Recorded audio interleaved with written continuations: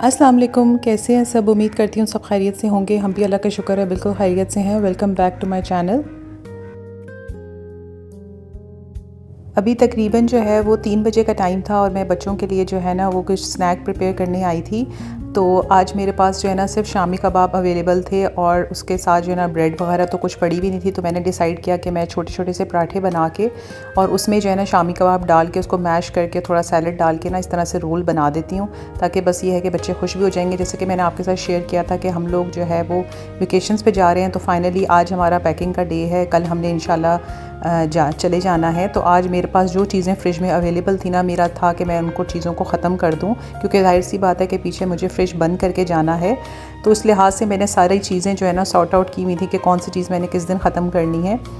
तो बस यही था कि इसलिए फिर मैंने जो है वो कबाब भी आज यूज़ कर लिए हैं। बाकी जो है मैंने साथ के लिए, जो हम चूँकि ट्रेन से ट्रैवल कर रहे हैं, तो मैंने साथ जो है ना प्लान इसी तरह से किया था कि हम लोग जो है ना बिरयानी बना के ले जाएंगे और साथ में जो है, क्योंकि हम लोगों की जो ट्रेन है वो रात 11 बजे की ट्रेन है, तो घर से खाना वाना तो हम लोग खाकर जाएंगे। लेकिन नेक्स्ट डे जो है वो हम लोगों ने तकरीबन 3 से 4 बजे तक, अगर तो ट्रेन टाइम पे हुई तो 3 से 4 बजे तक हम इंशाल्लाह कराची पहुंच जाएंगे। तो उस लिहाज से जाहिर सी बात है कि आपको पता है कि जब आप लोग ट्रेन में सफ़र कर रहे हो और आपको कोई और काम ना होना, तो आपको भूख ही लग रही होती है। तो कुछ ना कुछ मुंह चलता रहे ना, तो वो बड़ा एक, और बच्चों के साथ आपको फिर अंदाज़ा नहीं होता ना। तो इसलिए मैंने ये सोचा था कि मैं बिरयानी बना के साथ ले जाऊँगी और नाश्ते के हिसाब से जो है ना मैंने ब्रेड रखनी है और साथ में जो है वो चिकन स्प्रेड वगैरह जो है ना वो पड़ा हुआ है, तो वो साथ ले लेंगे और साथ में बच्चों के कुछ स्नैक्स वगैरह बाहर से ले लेंगे। तो इस तरीके से हमारा जो भी सफ़र होगा, जिस तरीके से भी हमारा पूरा सफ़र गुजरेगा, इंशाल्लाह मैं पूरी कोशिश करूँगी कि मैं उसको भी बहुत अच्छे से रिकॉर्ड करके आप लोगों के साथ इंशाल्लाह शेयर करूँ। सफ़र की पूरी जो है ना वो एक्सपीरियंस आप लोगों के साथ इंशाल्लाह, ट्रेन का कैसा सफ़र रहता है, कैसा एक्सपीरियंस हमारा रहता है, इंशाल्लाह मैं आपके साथ ज़रूर शेयर करूँगी।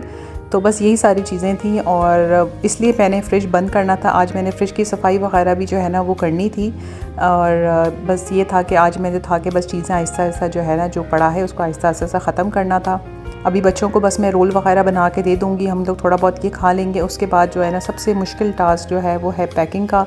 पैकिंग करना मुझे इतना बड़ा जो है ना वो एक तरह से अज़ाब ही लग रहा होता है, क्योंकि इतनी माशाल्लाह से 4 बच्चे हैं, 2 हम हैं और पैकिंग करना। और फिर आप जब अपनी फैमिली में जा रहे होते हैं, जैसे कि मेरा ससुराल और मेरा जो मैका है वो कराची में ही है, तो फिर आपको पता है जैसे कि बहुत सारे फिर इवेंट्स भी होते हैं, फैमिली गैदरिंग्स वगैरह होती हैं, तो उन सब के अकॉर्डिंगली पैकिंग करना, कौन से इवेंट पे आपने क्या पहनना है, तो इस तरह की छोटी छोटी चीज़ों का जो है ना बहुत सारा ख्याल रखना और पड़ रहा होता है। तो फिर मेरी कोशिश ये होती है कि मैं पैकिंग इस तरीके से करूं कि ओकेजन वाइज जो है ना वो चीज़ों को मतलब पैक करूं, यानी ताकि वहाँ जाकर मुझे एकदम से पूरा बैग ना ओपन करना पड़े।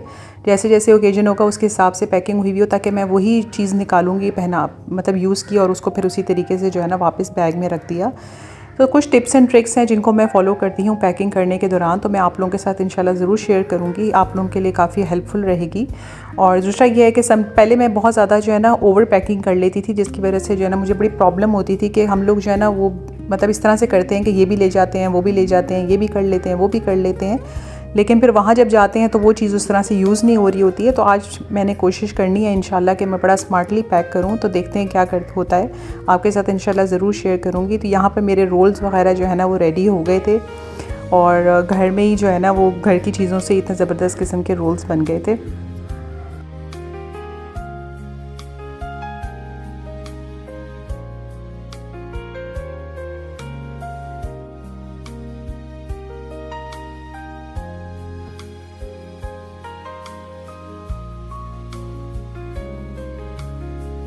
सबसे पहला टास्क तो ये था कि पहले कौन सा बैग हमने लेकर जाना है, और हमेशा हम लोग यही बैग लेकर जाते हैं। तो इसमें जो है ना ऑलरेडी मेरे पास जो सर्दियों के कपड़े हैं वो इसमें पड़े हुए थे। जब मैंने खोला तो इसमें सर्दियों के कपड़े निकले। अब मुझे इनको कहीं अरेंज करके रखना था, तो मैंने सोचा कि पहले मैं सारे कपड़े, ये जो सारे सर्दियों के कपड़े हैं ना, इनको निकाल के किसी जगह पे मैंने रखा और कि वापस आके जब वापस आऊँगी इंशाल्लाह तो फिर इनको देखूँगी, सॉर्ट आउट करूँगी, वापस इसी बैग में आके डालूँगी।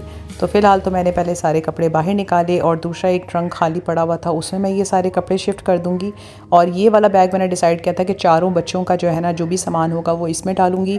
अच्छा, मैं चूँकि मैंने सारी शॉपिंग जो की थी ना बच्चों की कराची जाने के हिसाब से, वो उसी तरह शॉपर्स में पड़ी हुई थी, मैंने उनको कबर्ड में सेट ही नहीं किया था, क्योंकि मुझे था कि ये कपड़े जो है ना वहीं कराची जहाँ के वेकेशंस पे ही हम पहनेंगे, तो इसलिए वो कपड़े मैंने हैंग किए नहीं, जिस तरह शॉपर्स में थे बस वो किए। बाकी जो भी बच्चों के कपड़े थे ना अलमारियों से, वो सारे मैंने निकाल लिए हैं। अब मैं पैकिंग हमेशा इस तरीके से करती हूँ कि बच्चा वाइज़ करती हूँ। बच्चा वाइज़ मुराद ये है कि जैसे बड़ी बेटी से स्टार्ट करती हूँ कि बड़ी बेटी के जो भी कपड़े मुझे लेके जाने वाले हैं, घर में पहनने वाले या ओकेजन वाइज़ जो भी कपड़े होंगे, वो सारे कपड़े पहले सारे बच्चों के कपड़े जो है ना मैं अलग अलग तह लगा के रख दूँगी। और मेरे माइंड में इस वक्त यही चल रहा होता है कि कौन से कपड़े किस इवेंट के लिए पहनने हैं, और इस तरह करके ना मैं इसी तरीके से जो है ना मैं तह लगा के रख रही होती हूँ, ताकि ऐसा ना हो कि मुझे जैसे अगर जाते साथ कोई इवेंट है, मतलब नेक्स्ट डे अगर कोई इवेंट है और मुझे कपड़े पहनाने हैं बच्चों को और वो सबसे नीचे तह में लगे हुए हों, तो मुझे ऊपर वाले सारे कपड़े हटाने पड़ेंगे। तो मैं इस तरह नहीं करती हूँ। ओकेजन वाइज मैंने कपड़े जो है ना वो तह लगाए हुए होते हैं और उसी हिसाब से फिर मैं बैग में रखती हूँ। अब इस बैग को भी जो है ना मैं 4 मतलब पोर्शन में डिवाइड इस तरह से करूँगी। माशाल्लाह 4 बेटियां हैं तो चारों का जो कॉर्नर है वो इस तरह से करूँगी कि पहले तो मैंने सारे कपड़े जो है ना वो अलग अलग तह करके चारों बेटियों के जो है ना अलग अलग तह लगा के रख दिए हैं। उसको उसी तरीके से पाइल अप, जब आप देख सकते हैं कि ये ज़हरा के हैं, वो ज़ैनब के हैं, आगे वजीहा का है और फिर आगे नबीहा का है। तो इस चारों बच्चों के ये कपड़े जो है ना वो हो चुके हैं। अब इसी तरह एज़ इट इज़ पाइल जो है ना मैं उठा के बैग में रख दूँगी, तो मुझे पता होगा कि कौन सा साइड नबीहा के कपड़े निकालने होंगे तो उसी साइड से निकालूंगी, वजिया के उसी साइड से। तो इस तरह यानी मुझे पता होता है। मैं मिक्स एंड मैच करके कपड़े नहीं रखती कि सारी बच्चों के कपड़े जो है ना इकट्ठे ही रख दूँ और वहाँ जाके फिर मुझे बड़े मसाइल होंगे। तो इसलिए इन चीज़ों का अगर आप पैकिंग करते हुए ख्याल रखें ना तो आपको आगे जाके भी ज़्यादा मसला नहीं होता। तो मेरी हमेशा कोशिश ऐसे ही होती है। वैसे तो इसका एक और हल ये भी है कि अगर आप लोग जैसे 4 बच्चे हैं माशाल्लाह से, तो हर बच्चा वाइज जो है ना उनके कपड़े शॉपर में डालें और शॉपर के ऊपर नेम्स लिख दें और उसी तरह शॉपर को जो है ना आप एज़ इट इज़ बैग में रख दें। वो ऑप्शन भी अच्छा है, लेकिन फ़िलहाल मैंने इसी तरीके से रखा था। अब चारों बच्चों के जो शूज़ वगैरह हैं वो भी मैं इसी बैग में डालूँगी। इनके जो भी मतलब इनके बच्चों के हिसाब से जो भी चीज़ें हैं ना वो सारी मैंने इसी बैग में मैंने डाली थी। और अपने बैग के लिए जो है ना मैंने दूसरा क्या कहते हैं बैग लिया था। तो और उसके बाद ये है कि मैं पैकिंग में इतना मसरूफ़ थी कि अच्छा हुआ कि मेरा हेल्पर था, वरना पता नहीं मेरा क्या होता कि मुझे इतना शदीद जो है ना वो सर में दर्द स्टार्ट हो गई थी। तो खाना मैंने उसे बता दिया था, उसने टिंडे गोश्त बना दिया था और साथ में मैंने फिर जब पैकिंग से फ़ारिग हुई ना तो मैंने जो है ना अपने लिए एक अच्छा स्ट्रॉन्ग जो है ना चाय का कप बनाया, वो पिया, फिर मुझे कहीं जाकर जो है वो आराम आया। तो ये थी आज की वीडियो। आई होप आप लोगों को अच्छी लगी होगी। इंशाल्लाह मैं अब आपसे नेक्स्ट वीडियो में मिलूँगी। तब तक के लिए अल्लाह हाफ़िज़।